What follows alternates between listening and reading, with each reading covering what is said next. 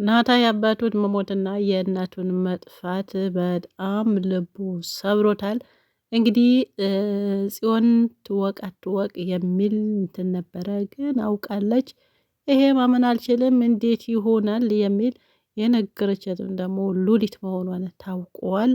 ሉሊት ያው የወሬ አለች አይደል እንዲህ አዳዲስ ወሬ የአፌት ማድረስና የሌላው ደግሞ ያልሰማው ማሰማት ማለት ነው።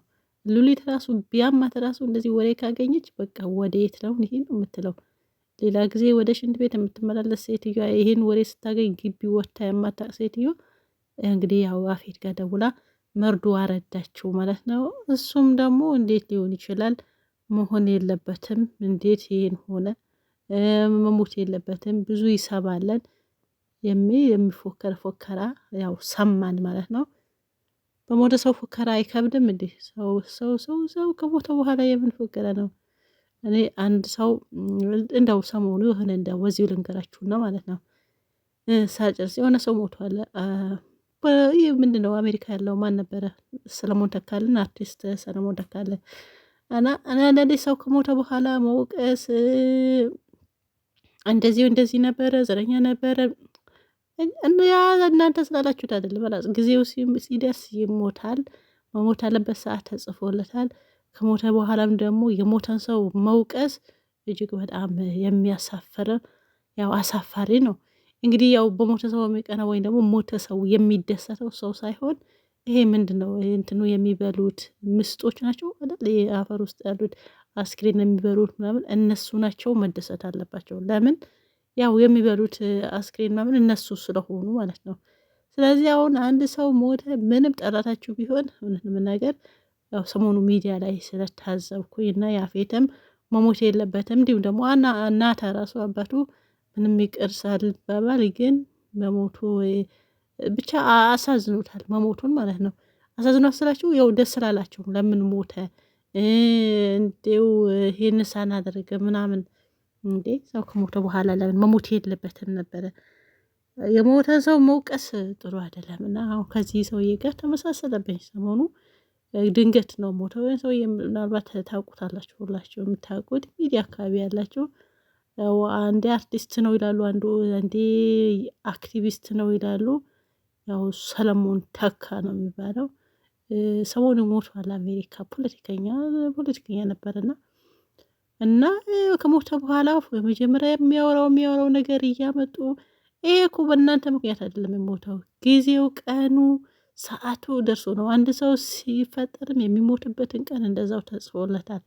መቼ እንደሚሞት በምን እንደሚሞት በቀን ቤተኛው ብቻ ሁሉም ነገር ያው ተመዝግቦለታል። በዛ በተመዘገበለት ቀን ምንም በቃ ንቅንቅ አይልም። ስለዚህ መጀመሪያ ዝም ብላችሁ ሰው ከሞተ በኋላ መወቃቀስ እንደዚህ ነበረ፣ እዚህ ብሄር ነበረ፣ እዚህ ብሄር ይጠራ ነበረ እንኳን በዛ ሲኦል ይቀበለው ምናምን ሲኦል የሚቀበለው ምን እንግዲህ ያው ሁሉም ሰው በሰራው ያክል ነው የሚያገኘውና አንድ ሰው ስላለ ወይም ደግሞ ሁለት ሶስት ሰው ስላለ እንደዚህ ይሁን ምናምን ስላለ አይደለም የሚኖረው። ስለዚህ መጀመሪያ በተጻፈለት ነው። እናንተ ሲሆን ስላላችሁ የሰራው ስራው ነው ከሁሉም ነገር የሚያወጣው ማለት ነው። ስለዚህ አሁን በምናመጣሁት ትዝብት ሆኖብኝ ነው ሰሞኑ የሆነ ሚዲያ ላይ ያቸው በቃ የሞተ ሰው በጣም እንዴት ነው ያለ ሰው የሞተ ሰው የሚወቅሰው? አንተስ ነገ እኮ ትሞታለህ። ሞት እኮ በቀጠሮ አይደለም። ተሰካክለ ምንድነው ወደ ተውባ ገብተ ንስሐ ገብተ በቃ በዚህ ሰዓትና ጣጣይ ጨርሻለሁ የምትለው ነገር አይደለም። ቀነዛሩ ከደረሰ መዶ ምንጥቅ ነው የሚያደርግህ። ስለዚህ ማንም ሰው መጨረሻው ያወሰምርለትና የሰው ልጅ መጨረሻው ነው ሲያምር ደስ የሚለው። እናንተ የሆነ ሞተ ሰው ሙታን ከምትወቅሱ እንዳው ትንሽ ብትማሩበት ነው የሚሻለው። እሺ እናንተ ሰው ነገ አንዳችሁ ብትሞቱስ እየወቀሳችሁ ስለዚህ እንትና እየወቀሰ ነበር እና እንደዛ ይባላል። እንደዚህ ብሄር ይጠላል ደግሞ ኢትዮጵያ ውስጥ ይሄን ብሄር የሚባል ነገር እንደው ምን ይደረግ እስቲ እንወያይበት። ምክንያቱም የሆነ ነገር ሲነሳ በዛ ብሄር ነው፣ የሆነ ነገር ሲበዛ የሆነ ሲነሳ ደግሞ እዛ ብሄር ስለማይወድ ነው። የሆነ ጊዜ እኮ መንግስቱ በመጣ ቁጥር አይፈጽመውም እንጂ ያው የሆነ ሲስተም ፈጥሮ ነበር ታስታውሳላችሁ። ከዚህ በኋላ አለ እሺ ያልኩት ከዚህ በኋላ ማንም ሰው ፓስፖርቱ ማታወቂያው በተለይ ይሄ ክልል ይሄ የሚባል ነገር የለም። ስለዚህ ሙሉ መታወቂያ ስሙ ከዛ ኢትዮጵያ የሚል ነው እንጂ እዚህ ክልል እዚህ ክልል ምናምን የሚባል ነገር የለም። ከዛ ሁሉም ኢትዮጵያዊ ነው አይጠቃቀም።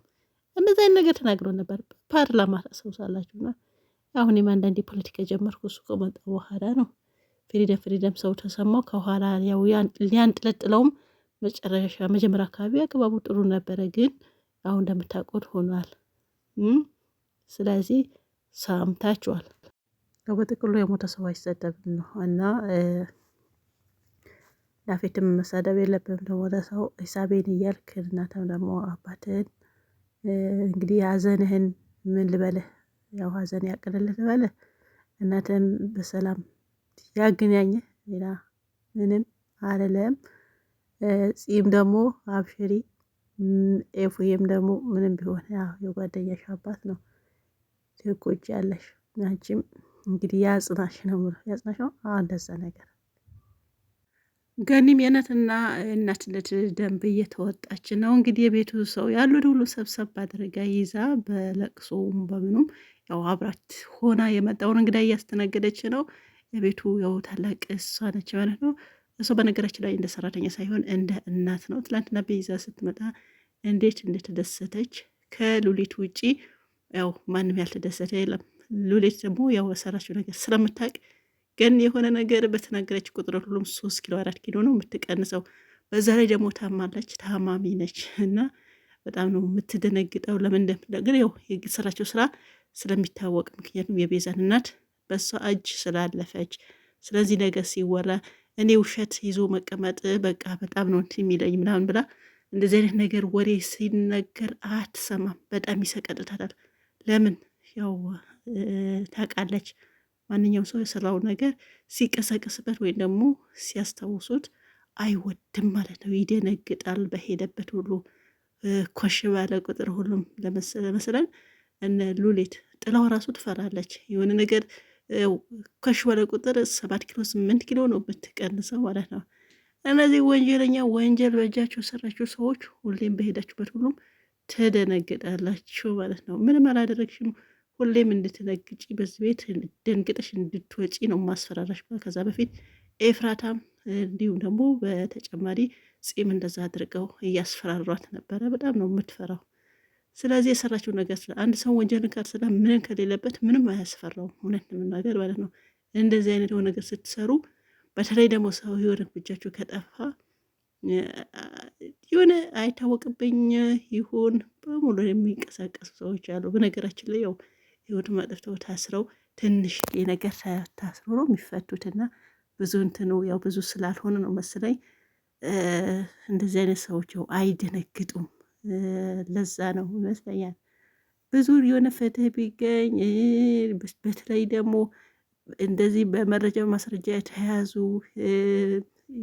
ህግ አካላት ላይ የቀረቡ ህፃን የደፈሩ ሰውን የገደሉ እንደዛ ሰዎች ትክክለኛ እርምጃ ቢወሰድባቸው ማንም አይደፋፈርም ነበርና ከዚህ ከድራማው ብንወጣ ራሱ በአሁኑ ሰዓት በጣም ቀላል ነው። ሀገራችን ላይ ምንም እንትን የለም። ደረቱ ነፍቶ ነው የሚሄደው። በእንደዚህ አይነት ወንጀል የሚጠረጠር ሰው ምናልባት ይያዛል። ከተያዘም በኋላ ደግሞ ይታሰራል። ከዛ ደግሞ ብዙም ሳይቆይ ይወጣል ማለት ነው። እንዴት ነው የሚወጣው? ምንድን ነው የሚወጣው? ጥያቄ እናንተ መልሱም እናንተ። ያው ሚዲያ ላይ እንደምታውቁት ይሰማል። ያው እንደዛ ነው። ስርቆቱም የበዛ ወንጀለኞችም የበዙት ወንጀል ብዙ አይን በጠራራ ፀሐይ እንደ የሚሰርቁ አሉ። ስለዚህ እንደዚህ አይነት ለምንድን ነው በዛው ተይዘው ፖሊስ ጣቢያ ይወሰዳሉ፣ በማንግስቱ ይፈታሉ። እንዴ ሁለተኛ እዚህ ጋር እንዳትመጣ። ይኸው አሁን ዛሬ 3ኛ፣ ባለፈው አዲስ አበባ የት አካባቢ ነው አጥናት ላይ ይመስለኛል አላውቅም። እና ይዘው ፖሊስ የሚያስረክቡት በተመሳሳይ ከዛ ሁሌም ይመጣል ማለት ነው። እና አንድ ቀን 3 ቀን አስረውት ነው መሰለኝ የሚፈቱት። አሁን ባለፈው ያዙት በመጨረሻ እና ሁለተኛ የምትመጣ የፖሊስ አይደለም የምንሰጥህ እኛንን ምን እንደምናደርግህ እኛ እናውቃለን ብለው ሚዲያ ላይ ለቀውት ነበረ። ምክንያቱ በተደጋጋሚ ስለሚሰርቅ ቦታው በቃ እንትን አድርገውታል።